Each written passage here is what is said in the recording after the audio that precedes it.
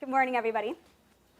So to kick things off, I have no relevant financial interest to disclose, but I actually do have a confession. When Dave asked me to speak today, actually I was pretty nervous, but I thought, you could do this. You like the stage, right? As I think some of you know, I do dabble a bit on stage, but speaking to you here today as me, and not a character from one of my plays with a set script and a plot, was actually much more terrifying. I mean, these are my words, and they're words that I actually care a lot about, and I'm saying my words to a room full of people I respect and I admire. Right now, I'm actually kind of tempted to just break into a monologue from Barefoot in the Park. I know that one well. But no, what I need to do is just settle in a bit and try to lessen the self-judgment. Okay. So I'm aware that I'm nervous, and that's okay. I'm aware that I really want to do a good job today, and that's a good thing. So my plan is to just take a deep breath, to be real, to be honest, to be myself, and just speak what I know. And now that you all got to be part of my mindful mini pep talk, let's get rolling. So one thing I know is that mindfulness is awesome. Something else that I know is that many people in this room are incredibly well-versed in the definition and the practice of mindfulness. So let's spend less time defining it and actually use it in a therapeutic way together today. So next, my objectives, what I hope that you take with you from today and maybe reflective on today. So first, I want to help us each today as individuals to be mindfully aware of what it looks like and what it feels like when our wellness starts to derail. I also want to help us be mindfully aware of what really, truly gets our wellness derailed. And I also want to support us in being mindfully aware of our re-rails and our derails without judging ourselves for our re-rails and our derails. Or at least we'll try not to judge ourselves for the judging that we're doing. This letting go of judging stuff is super, super hard. And then, I'm really excited, kind of may the force be with you, but yes, I've never seen Star Wars. But may the force be with you. I'm very excited to be talking again about the Wellness and Resiliency Task Force here at the DFMCH. I want to catch you up, if anyone's not aware, of who we are, on what we're doing, and why we're so passionate about doing it. I also want to tempt you to join the force. How can you all get involved with those of us on the force in instating and reshaping wellness and resiliency here at the DFMCH? Okay.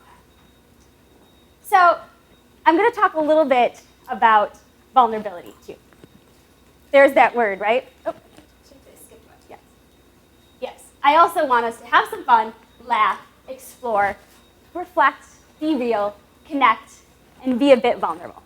I was super excited to hear Jennifer's talk before this one because that's actually what I want to practice together today, is actually being vulnerable together. That's scary, right? Vulnerability. How many for folks, vulnerability is a word that makes us shudder a little bit? Like, oh, all right, I don't know if I really want to be vulnerable. All right, I'll give it a try. But today I want you to invite in the healing and the freeing power of being vulnerable. Brene Brown, how many folks have heard of her? She's pretty awesome. She backs up my invitation today by saying that vulnerability is not weakness. Our willingness to own and engage with our own vulnerability determines the depth of our courage and the clarity of our purpose. So with that in mind, in this moment, in these next 15 or when I get cut off minutes to talk to you today, I really want us to turn up the vulnerability dials just a bit. But before I dive headfirst into being vulnerable with you all up here, I do want to take a moment to talk about what mindfulness is. I know we've been talking about that a lot today. But actually, that's the cool thing about mindfulness. Part of defining it is figuring out what it means for you individually. I personally really like how John Kabat-Zinn says it. There he is. Mindfulness means paying attention in a particular way, on purpose, in the present moment, and there's our key for today, non-judgment, right? So, to get things rolling, I want us all to take off our judging ourselves hats for the moment. Take them off. I know this is hard. I actually wear my judging myself hat all the time, and it's the one accessory I don't like. Don't really like hats. But we're going to take that off. So judging hats off. I want you to ask yourself this question. What am I like when I'm stressed? Right? Right here, right? Yep. Not what am I like. Some of you know what I'm like when I'm stressed. What are you all like when you're stressed? I want the responses to just sort of come to you. How do you react? What does your body do? What does your mind do when you're stressed? As you can see, I probably move around a lot. What is, as these responses just come to you right now, I just want you to observe them. Let them in. Try to notice them without censoring them or without judging them.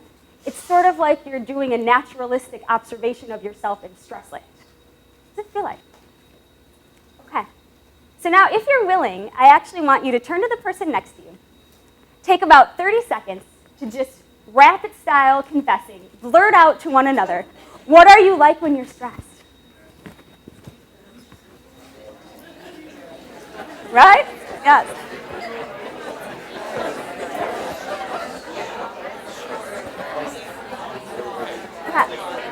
Everything okay? Or you can't hear me?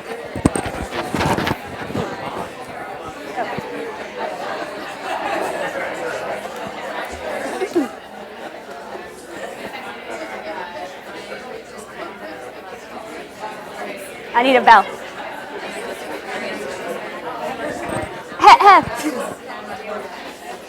Okay. 30 seconds is up. Yes. Oh, sorry. Did everyone get a chance? Right. Okay, so how did that feel? Thank you. I'm supposed to kiss someone now? I'm at a wedding? How did that feel? I mean, does it feel good to just say it out loud? Letting go of the judgment, simply knowing it and acknowledging it instead of hiding it or avoiding it. Yep, this is what I'm like.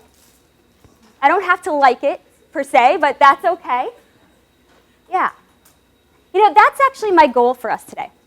Let's confess what we're like in stress land. And instead of judging ourselves for it, let's use mindful awareness as a tool to sort of alert us when we're heading in that direction. And then maybe, just maybe, we can center in, drop in, to take a different path. But before we take the path out of stress land, have we really learned all we can? I mean, we don't live by ourselves on a desert island, after all, and even Tom Hanks in the movie Castaway had Wilson to notice his emotional roller coasters. You've seen that movie. So yep, that's the next observation that I'd like us to do without judgment. What do those close to you notice when you are stressed? Okay, but actually I'm going to take the vulnerability first leap for you all today. I decided to ask two people in my life, well, I guess I could ask a lot of people in this room, but I decided to ask two people in my life, what am I like when I'm stressed? And instead of acting my surprise, well, they said that. Instead of acting my surprise up here with you today, I'm actually going to be seeing their responses for the first time, right along with you all. Fun, right? As I go to this next slide, which I've not seen before.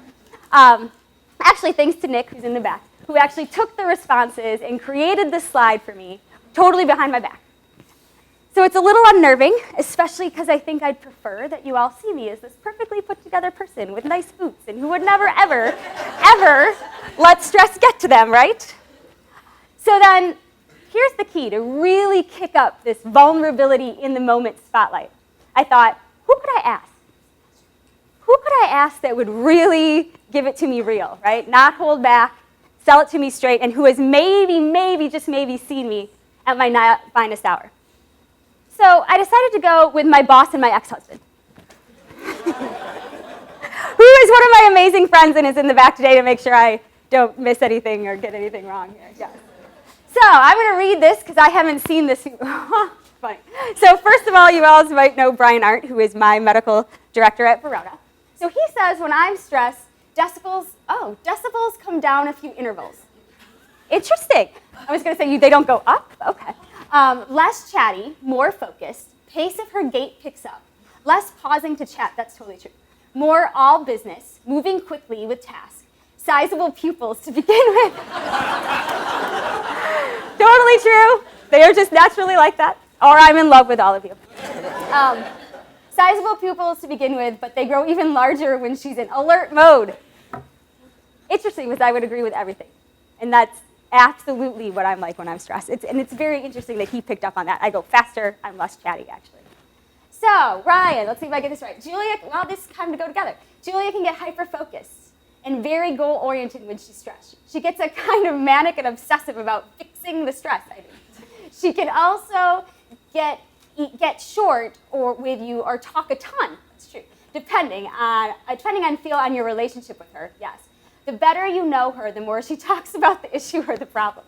She wants to fix the problem and cannot move on until she either has or feels she has. She could become an angry gumball.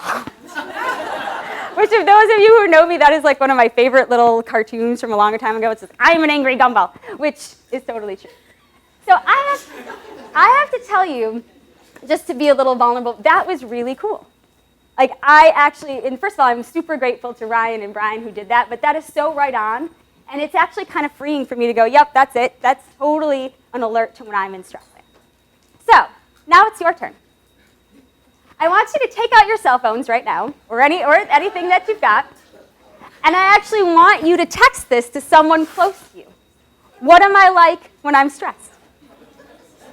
Some of the residents have already done it, so you can do it again if you'd like to. But what am I like when I'm stressed?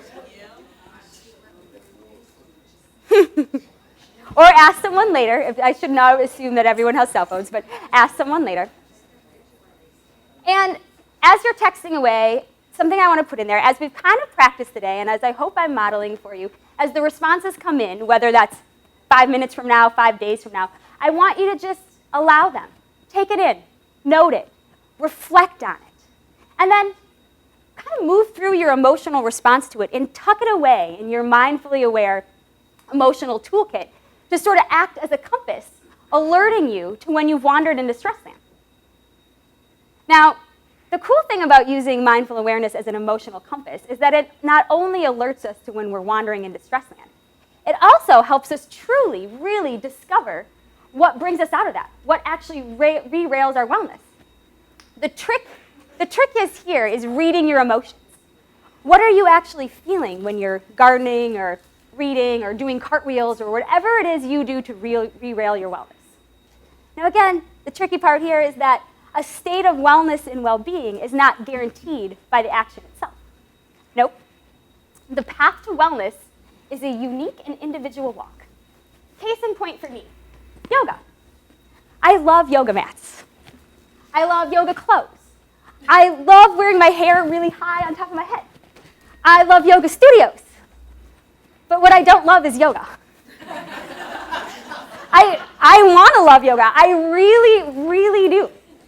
And it actually doesn't work for me in terms of bringing about feelings that make me feel calm. And actually, to be honest, I feel a little guilty admitting this all to you all right now, knowing there are really gifted and talented yogis in this room. But how do I know this, you ask? Well, I know this by using mindful awareness as an emotional compass to derail my wellness. I started to actually pay attention to what I was feeling while I was doing yoga. On edge, mind racy. I can't quite get into this. Now I feel guilty that I'm not into this. Why am I not into this? Everyone loves yoga. People you respect and admire swear by yoga. You must be doing it wrong. And then with some of my work in mindfulness, I began to start to just notice and try to let go of the judgment. And I came to this conclusion. Yoga is something I can do when I need to challenge or push myself when I need that. It's just not something I can actually do when I'm wandering into stress land. It doesn't actually calm me, and that's okay. I'm not wrong. And then my good friend Vinny reminded me of. I think some of you may know Vinny and his passion for mindfulness, and he's excited that he has a slide here today. So when I was talking to Vinny, he's like, mindfulness training is actually breaking away from the mindset of having to have a goal to achieve. Like, that's awesome, Vinny. He also reminded me that John Kabat-Zinn said this, and I'm sorry this is a wordy slide, but mindfulness is about far more than feeling relaxed or tension-free. Its true aim is to nurture an inner balance of the mind that allows you to face all life situations with greater stability, clarity, understanding, and even wisdom, and to act or respond effectively and with dignity out of that clarity and understanding. Well, thanks, John and Vinny. You fellows, you actually have me fired up to try yoga again without an expectation of how it should make me feel. I'll just do it in whatever I'm feeling. That's okay. But if we see it from my slides before, what do I do then when what I need to do is find some calm and balance? What actually works in re-railing my wellness? Where has my emotional compass led me? Well, it turns out it's walking. I love walking. It works. I know that by reading my emotions in my mind. So now I try to make Sunday walks a regular part of my wellness railment. Okay, so now it's your turn. I want you to, again, take about 30 seconds with the person sitting next to you, and I want you to ask yourself and share these two questions. I want you to take out your mindfully aware emotional compasses and ask yourself, what is something you're doing right now that's supposed to make you feel well, and maybe it isn't? And what's something you're doing that you know, as read through your emotions, as the actual impact it has on you, makes you feel well? Take about 30 seconds to share that. Something you're doing that maybe isn't working, and something you know works when you need it.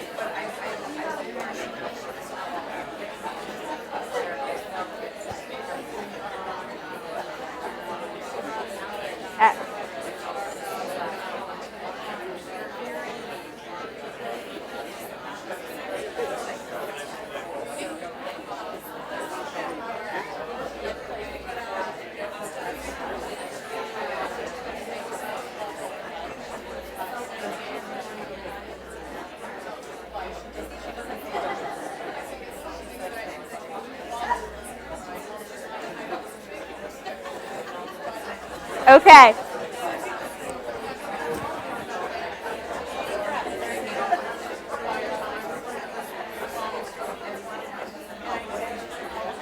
I'll have to click it in. All right, did everybody get a chance to share?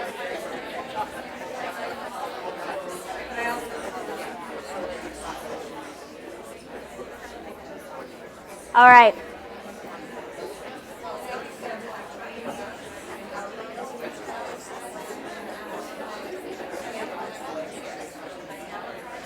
I want to thank everybody for coming along with me today. Kind of wrap it up. I got to give you more time to share, but I don't want to take up all the time up here today. I do like microphones. So I want to thank you guys for using your emotional compasses today to sort of really, truly discover with as little judgment as possible what the heck is our wellness path. I hope that we actually maybe, and as your sort of responses come in for folks, that maybe we have a little bit of a better understanding of what we look like and what we feel like in stress land. Being vulnerable is not so scary, right?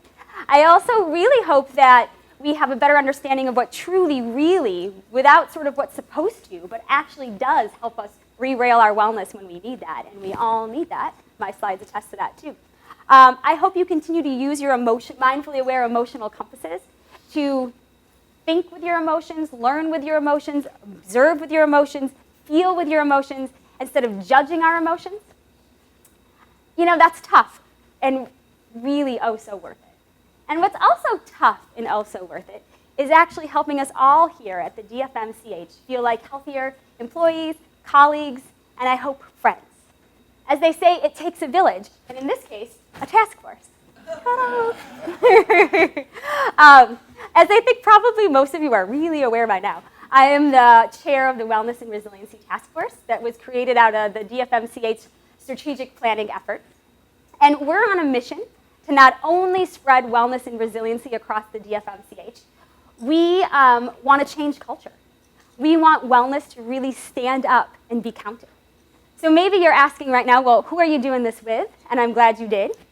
And if any of my amazing fellow task force members are in the audience today, when I say your name, please stand up and be counted. We have Adrienne Hampton. She's a physician at Northeast. We have Nicole Smithback. She's a clinic manager at Fitchburg in Oregon. We have Elizabeth Perry, who I know is here. She's the medical director at Fitchburg. Michelle Grosch, who I also know is here. She's the director of education at Alumni Hall. And Amy Vincent, who is educational services at Alumni, not Hale, but Hall. So now maybe you're wondering, well, what have you guys been up to? And I think some of you have heard this a little bit, but we've been busy.